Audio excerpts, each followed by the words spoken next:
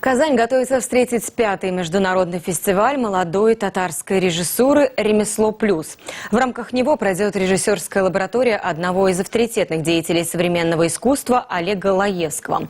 «Ремесло», которое родилось в стенах Камаловского театра и является прелюдией к фестивалю тюркоязычных театров «Наурус», это и смелая попытка отойти от стереотипов и клише. 4 современным режиссерам предстоит осуществить постановки по пьесам авторов из России, Эстонии и Ирландии, переведенных на татарский язык. Слово Дмитрию Пивоварову.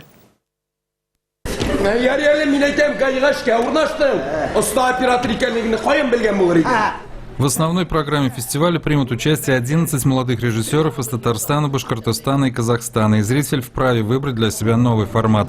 Во всяком случае, устроители ремесла этого года уверены, что это будет не внутренняя работа для узкого сообщества, а для широкого зрителя, который приемлет современные выразительные средства. 5-й международный театральный фестиваль «Ремесло» – это не попытка к эпатажу и каким-то непонятным вещам. Это в первую очередь освобождение от сложившихся штампов большого классического театра. Привлечение Олега Лаевского, гуру нынешнего реального театра, несомненный знак качества. Как известно, Лаевский уже проводил этим летом лабораторные занятия сотоварищи с молодыми творцами республики и представил на острове Свияжск целый пласт творчества, когда в качестве декораций использовались естественные ландшафты, монастырские стены и береговые пространства. Они будут делать это либо в фойе, либо на территории вешалки, или у нас есть вот 6-й этаж, они могут там это организовать это действие.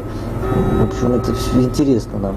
Несмотря на то, что эксперимент и риск будет будоражить воображение начинающих творцов, старшие коллеги Камаловского театра также будут принимать участие. В программе вновь показана психологическая драма норвежского автора Йона Фассе «Однажды летним днем», драма «Запах полыни» Айрата Абушахманова и новое режиссерское прочтение Фаридом Бекчентаевым классической трагикомедии Галяскара Камала «Банкрот».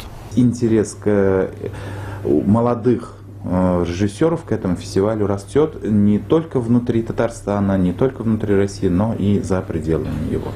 Куда бы мы ни ездили, нас спрашивают, какие фестивали есть у вас. Вот мы слышали про такой фестиваль, про Наурус и про ремесло. Устроители ремесла, Министерство культуры республики и театр имени Камала уверены, что жизнь нового театрального сочинения, а именно так будет называться новая продукция, не завершится во время экспериментальных вечеров.